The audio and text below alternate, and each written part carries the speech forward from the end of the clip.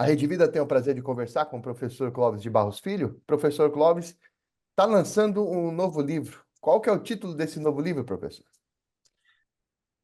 Olha, bom dia a todos, boa tarde, boa noite. É, o livro tem como título Projeto de Vida. Ele tem esse título e essa temática por conta da presença desse assunto no novo currículo do ensino médio.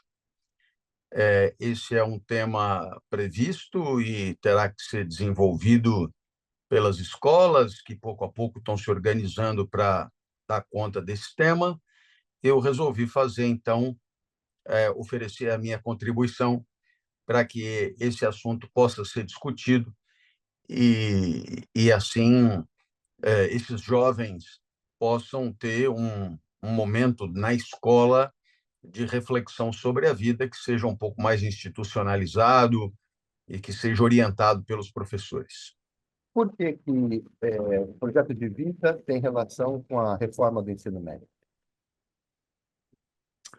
Olha, é, a, o argumento é que o conteúdo do ensino médio antigo é um conteúdo, eu diria, muito clássico, muito voltado para as coisas do mundo e pouco voltado para as coisas propriamente humanas.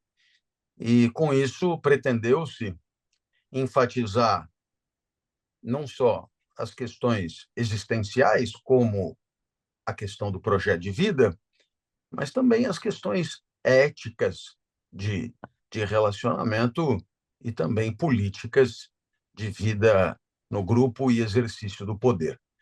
Eu penso que com isso a preocupação é bem-vinda, há um ganho de alargamento de repertório e de um certo enriquecimento na grade curricular. Resta saber como é que as escolas vão, na sua particularidade, enfrentar o tema e se organizar para apresentá-lo aos alunos. O que o senhor colocaria, se o senhor fosse ministro lá da Educação, ou tivesse um congressista, tivesse nos debates da reforma do ensino médio, o que o senhor colocaria de disciplina ali no ensino médio para facilitar esse projeto de vida, ou fomentar esse estudo de projeto de vida do jovem?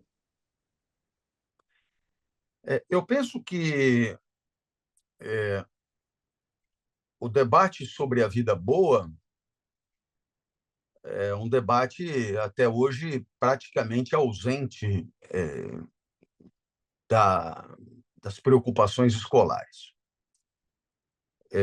não só da escola pública, como mesmo das escolas ditas confessionais.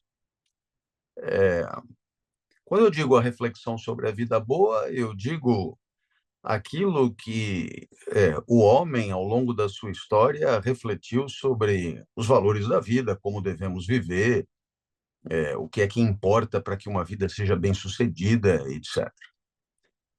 Mas eu penso que talvez essa temática ela seja tão ampla e tão relevante que ela merecesse mais do que uma simples disciplina.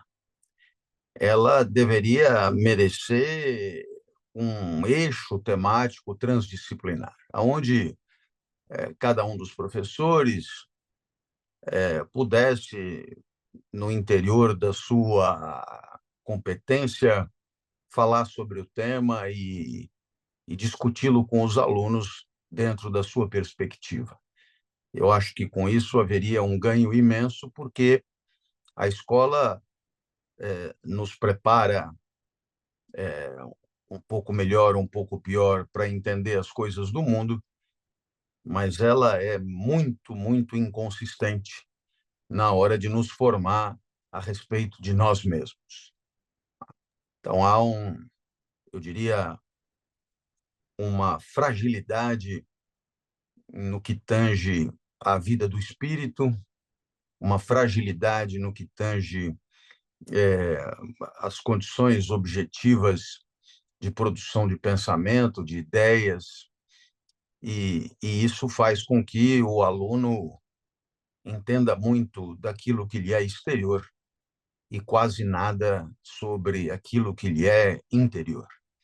O que E é... eu acho que, pois Não, não, sim, sim, pode completar, por eu favor. acho que a oportunidade é bem-vinda para que essa discussão aconteça. O que é, de fato, um projeto de vida, professor Cláudio? Bom, a minha preocupação com esse livro foi, de certo modo, me posicionar no sentido de não fazer desse espaço escolar um, uma oportunidade para que o desenvolvimento pessoal e a autoajuda invadam a escola, que, por enquanto, é um terreno que lhes é estranho. Não se trata, portanto, de dizer para o aluno o que ele deve procurar na vida ou como ele deve viver, mas sim capacitá-lo para que ele, soberanamente, autonomamente, possa tomar suas decisões em função de quem pensa que é, de quem vai se descobrindo e dos seus propósitos maiores. Então, é um livro emancipador, é um livro que convida o aluno a pensar sobre a especificidade da própria existência e a mostrar a ele que talvez a possibilidade de ter alguns pontos de chegada possa ser orientador do caos possível da sua trajetória. Evidentemente que eu insisto, né? Quando você capacita o aluno para refletir sobre a própria vida, uma das coisas que você faz justamente é não dar um caminho pronto, mas mostrar para o aluno que será a partir da sua grade de valores que ele poderá identificar entre tantos objetivos que a vida possa ter, aqueles que ele considera mais relevantes, mais auspiciosos e mais dignificantes para ele. Como a autocobrança, a cobrança exagerada no início da carreira profissional, ou naquela transição aluno-profissional, como essa autocobrança pode atrapalhar no projeto de vida, ou ajuda? Olha, é sabido que o mundo do trabalho é cada vez mais restritivo e exigente, até porque as pretensões de concentração do capital costumam tornar o trabalho um instrumento bastante, eu diria, relevante e importante para que o lucro das empresas possa acontecer e, com isso, o capital possa circular rapidamente e, e as organizações possam prosperar. Então, é preciso ver até que ponto toda essa obsessão pelo consumo, pela produção, pela inovação e todas as exigências que tudo isso promove sobre o colaborador, é preciso ver até que ponto isso é compatível com uma vida que faça sentido, com uma vida boa, com uma vida auspiciosa, que permita ao trabalhador a plena realização de si mesmo. E, é claro, só ele poderá, no caso concreto, diagnosticar até que ponto está valendo a pena toda essa obsessão quase histérica pelos resultados. O jovem não tem aquele projeto de vida, imagina a vida no futuro, mas o jovem sabe de fato o que que ele quer no futuro ou não? Bem, é claro que se ele tiver a oportunidade de refletir a respeito, se ele for convidado a refletir a respeito, e se lhe forem apresentadas algumas alternativas, eu penso que ele terá mais chance de começar a maturar algumas ideias. É claro que cada jovem tem a sua trajetória, o seu repertório, as suas experiências, e por isso cada um tem um maior ou menor conhecimento de si e tem melhores condições para saber o que quer da vida. Eu felizmente, graças às iniciativas do meu pai, eu consegui descobrir rapidamente o que eu pretendia para a minha vida do ponto de vista profissional e que tinha a ver com a explicação, com a docência, com ser professor e, e sempre recebi em família total apoio a essa minha constatação. Mas eu devo admitir que muitos dos meus colegas não tiveram a mesma sorte, porque não conseguiram diagnosticar com tanta clareza o que lhes fazia brilhar os olhos, o que lhes agradava, o que lhes contentava, o que lhes trazia felicidade. E com isso acabaram por viver vidas um pouco genéricas, vidas que servem para uma compensação econômica, para algum tipo de salário, mas que eram vidas que não correspondiam exatamente à especificidade de cada um desses viventes. Isso é uma pena, porque quando vivemos vidas que não são as nossas, desalinhadas com as nossas essências maiores, aí então o mundo do trabalho fica mesmo entediante, insuportável, sem nenhum sentido, e é por isso que talvez muitos chamem de happy hour a hora que o trabalho acaba. Como fazer para a pessoa descobrir se o trabalho está fazendo sentido para ela ou não? Eu tenho a impressão que um modo muito fácil de descobrir é se perguntar se você está esperando o tempo passar ou se você lamenta que a semana tenha acabado tão cedo e você não tenha podido fazer tudo o que você queria fazer. Se você está sentado, esperando, olhando no relógio, esperando o tempo passar, é possível que aquela vida para você esteja sendo uma vida fracassada.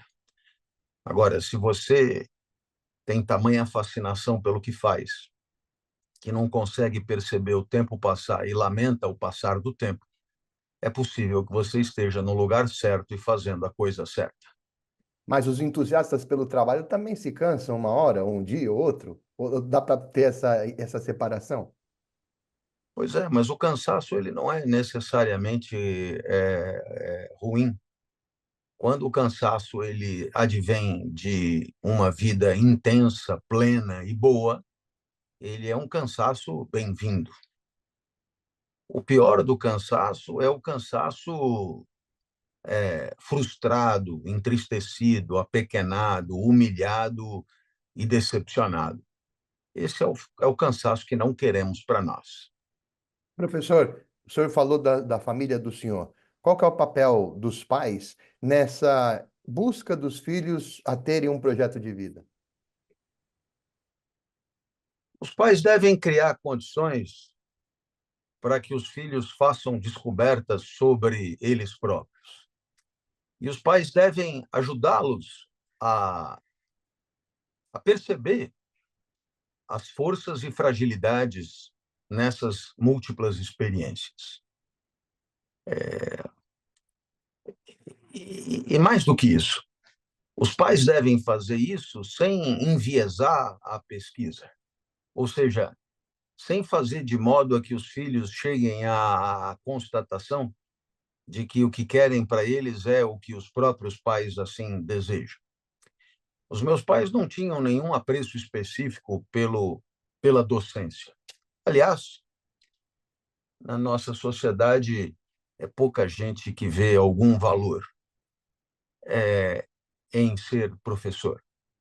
Portanto, os meus pais nunca esconderam que prefeririam que eu fosse médico, advogado, engenheiro, administrador de empresa, político,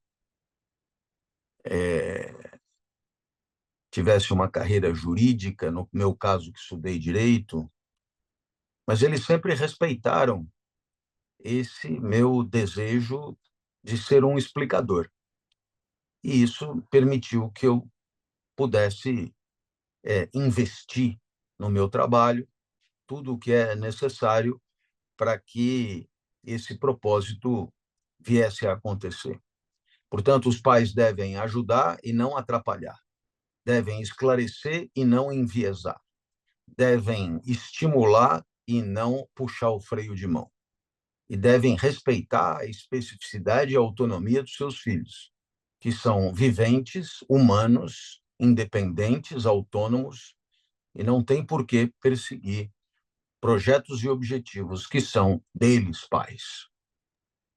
Qual que é a dificuldade maior do filho quando opta por seguir uma vida, uma carreira, que é diferente dos pais?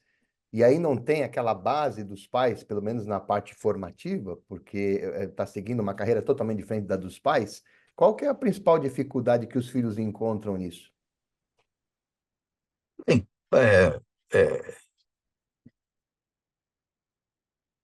eu penso que é, encontrarão as dificuldades que todo mundo encontra, né? Na minha família não havia ninguém que trabalhasse na universidade.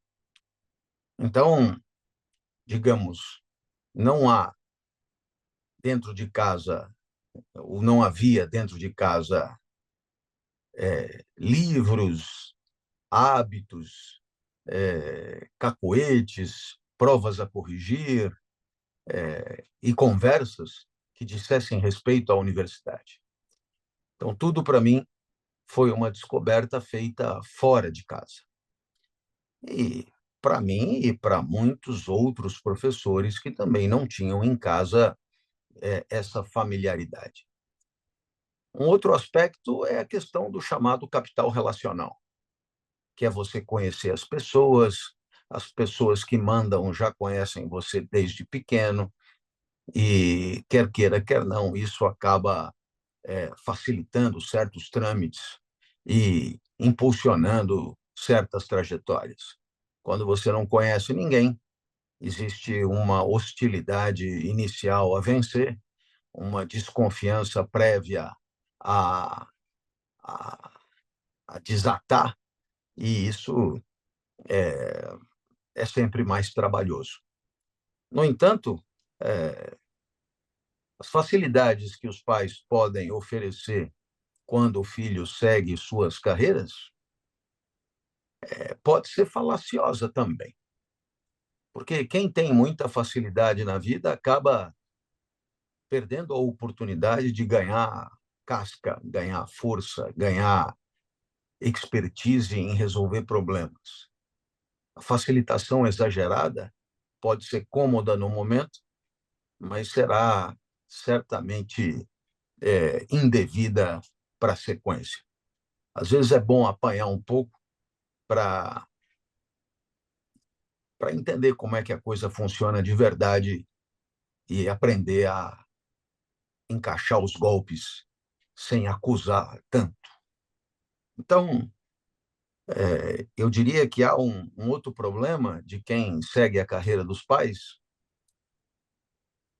Muitas vezes os pais têm grande prestígio, grande notoriedade, grande reconhecimento pelo trabalho que fizeram, e para o filho fica difícil não ser reduzido à condição de filho do outro. E isto acaba sendo uma dependência social, uma dependência de distinção social, de identificação, que às vezes custa a vida inteira para vencer. Não é fácil ser jogador de futebol sendo filho do Pelé. Não é fácil ser médico sendo filho do Zerbini. Não é fácil ser palestrante sendo filho do Cortella. Então, há uma grande dificuldade e muitas vezes é preciso muito talento e muito esforço para que haja um respeito pela sua individualidade. Projeto de vida, ele tem um projeto ali futuro ou, na verdade, na prática, o projeto de vida é cada instante presente? Bem, o projeto ele é sempre constituído por meios e fins. Portanto, existe no projeto aquilo que não é ainda, que está previsto para acontecer em algum momento vindouro, mas existe o caminho para chegar lá. E o caminho para chegar lá é trilhado nesse instante, é trilhado necessariamente no momento, é trilhado no passo a passo. É onde a vida está. A vida, na verdade, está sempre no caminho. O propósito é, como todo projeto, é uma antecipação da realidade futura feita no agora. Portanto, tudo no projeto de vida está na vida e, portanto, está no instante. Inclusive o ponto futuro, que é imaginado agora. Tanto é assim que um propósito, quando alcançado, perde a sua natureza de propósito e acaba se tornando a realidade pretendida outrora. É por isso que é preciso trazer para o presente, para o instante, toda a atenção do mundo, toda a consciência do mundo, porque é onde a vida se encontra e é onde ela tem chance de ser boa e feliz. Professor Clóvis, de que forma a inteligência artificial impacta o projeto de vida? Bem, eu acho que cada vez mais, não só a inteligência artificial, mas todo mundo da técnica acaba sendo integrado em qualquer tipo de elucubração sobre a vida. É preciso apenas entender que a técnica será instrumento e meio para que alcancemos aquilo que há de mais nobre e elevado na nossa vida. É preciso entender, portanto, que o uso da técnica não é um fim em si mesmo, porque isso nos escravizaria, isso tiraria a nossa autonomia deliberativa. Portanto, é fundamental que o mundo da educação permita a seus educandos que continuem refletindo sobre a técnica de modo crítico e recuado. E quando eu digo de modo crítico, não é falando mal, é avaliando o que convém e o que não convém, para que possamos continuar soberanamente decidindo para onde queremos ir, para que possamos continuar tendo o controle sobre os instrumentos mais adequados para alcançar aquilo que queremos alcançar. E não sejamos todos vítimas de um conjunto de mecanismos cuja finalidade última ou destino maior não sabemos bem qual será. Professor Clóvis, com esse livro, com essa última publicação, que mensagem ou que legado o senhor gostaria de deixar, o senhor pretende deixar à sociedade com esse último livro publicado, o mais recente publicado? O legado é um legado emancipador, certeza de que a vida, se tiver alguma chance de valer a pena, é com quem vive no comando. Mas não uma autonomia tola e ingênua, uma autonomia que sabe que boa parte da vida é decidida pelo acaso, pelas circunstâncias, pelas condições materiais de vida, pelo entorno, pela sociedade em que nos encontramos, mas que no interior de tudo isso há certamente a possibilidade de deliberar, decidir e escolher segundo valores uma vida que, de maneira autônoma, escolhemos viver, em detrimento de infinitas outras que preterimos a cada passo. É importante lembrar que talvez a vida possa lembrar mesmo um jogo de cartas, onde o destino embaralha as cartas, mas é você que, com as cartas que recebe, joga o jogo da vida. Então, que aprendamos a jogar, mesmo sabendo que as cartas que temos nas mãos não serão nem todas, nem necessariamente as melhores. Professor Clóvis de Barros, ó, é um prazer conversar de novo com o senhor aqui pela Rede Vida de Televisão, viu, professor? Olha, o prazer é todo meu, estarei sempre à disposição. Tomara tenha sido contributivo e eu espero que o nosso ouvinte ele goste do livro, simpatize com o livro. O livro é um livro publicado pela Citadel, é um livro muito bem editado, como tudo que a Citadel faz. E eu penso que a leitura é uma leitura didática, introdutória, agradável, que pega pela mão e está ao alcance das inteligências mais altaneiras e dos repertórios mais variados. Grande abraço, viu, professor? Obrigado, um abraço, valeu! Valeu. Rede Vida, o canal da família, a boa notícia faz bem todo dia.